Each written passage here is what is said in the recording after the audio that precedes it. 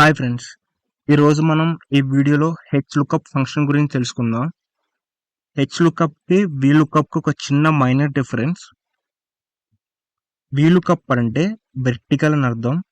అంటే అది డేటాని ఎలా తీసుకుంటుంది అంటే వెర్టికల్ ఫార్మాట్లో తీసుకుంటుంది. సో వెర్టికల్ ఫార్మాట్ అంటే లెఫ్ట్ టు రైట్.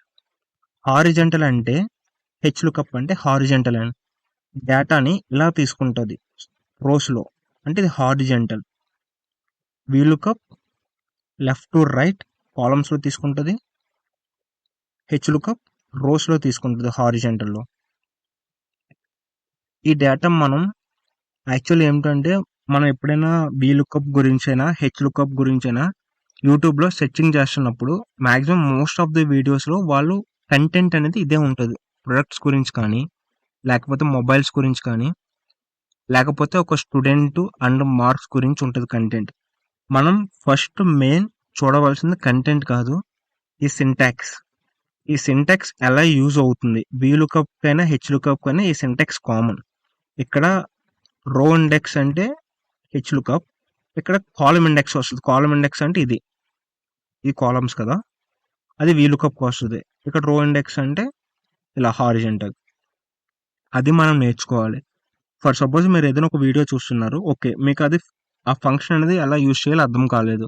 బట్ వాళ్ళు ఏంటంటే ఓకే, వి లుకప్ అంటే ఇది తీసుకోండి, టేబుల్ అరే అంటే ఇది తీసుకోండి, మొత్తం రో ఇండెక్స్ అంటే 0 పెట్టేయండి అని ఒక మెథడ్లో మీకు చెప్తున్నప్పుడు మీరు అదే మెథడ్ ఫాలో అవుతే మీరు అది కొన్ని డేస్కి మర్చిపోతారు.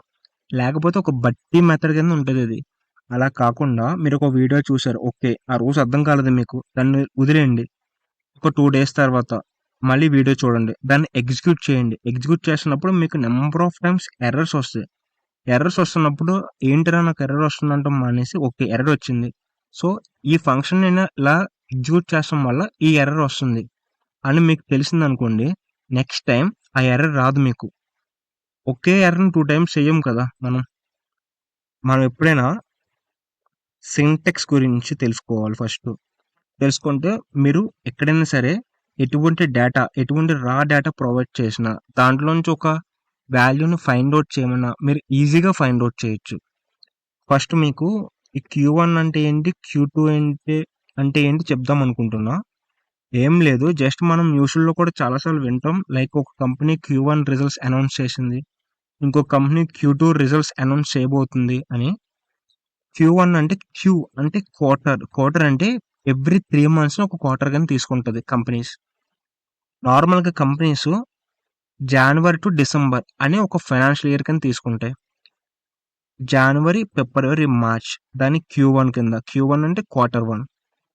నెక్స్ట్ 3 months ఏంటి, ఏప్రిల్, మే, జూన్ దాన్ని Q2 కింద.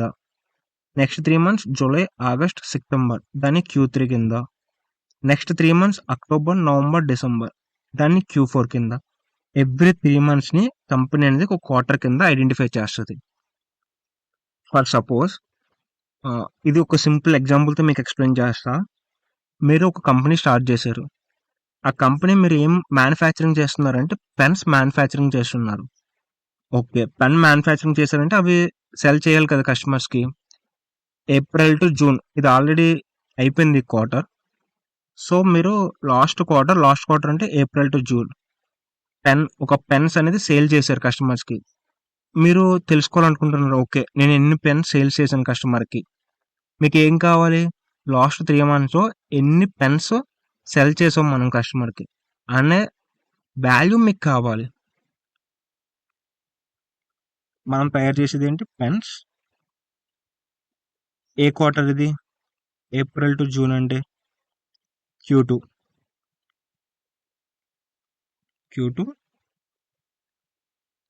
ఏం ఫైండ్ అవుట్ చేయాలి మనం, వాల్యూ. ఏం వాల్యూ, సేల్స్ వాల్యూ. ఓకే, ఇప్పుడు నేను ఏం చేస్తానంటే ఈ ప్రొడక్ట్ సి దగ్గర పెన్ అని టైప్ చేస్తున్నా. ఓకే,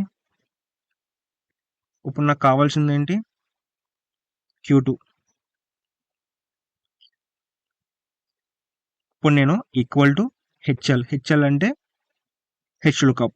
ట్యాప్ ప్రెస్ చేయండి, మొత్తం సింటాక్స్ని తీసుకుంటుంది. మీకు చెప్తున్నా లుకప్ వాల్యూ అంటే మనం ఏదైతే ఫైండ్ అవుట్ చేద్దాం అనుకుంటున్నాం దాన్ని లుకప్ వాల్యూ అంటున్నారు.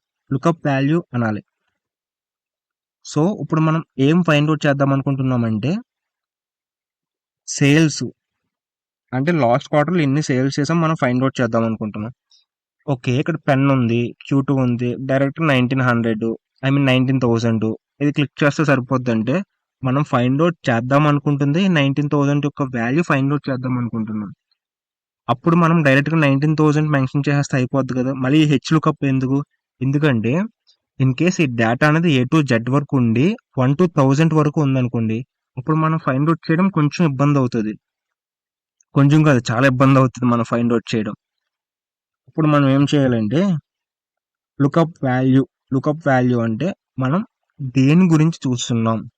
Q2 సేల్స్ అంటే లాస్ట్ 3 monthsలో నాకు ఎన్ని అమ్ముడైనవి, ఎన్ని సెల్ చేశాను కస్టమర్కి, దాని గురించి తెలుసుకోవాలనుకుంటున్నా. అందుకు లుకప్ వాల్యూ దేని గురించి చూస్తున్నాం దాని గురించి వేసాం. తర్వాత కామా మెన్షన్ చేయండి.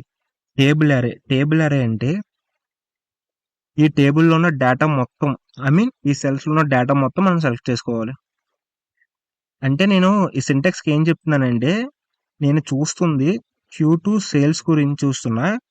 నెక్స్ట్ ఏంటంటే టేబుల్ అరే. ఓకే, నువ్వు ఈ టేబుల్లో ఉన్న డేటా మొత్తం తీసుకో.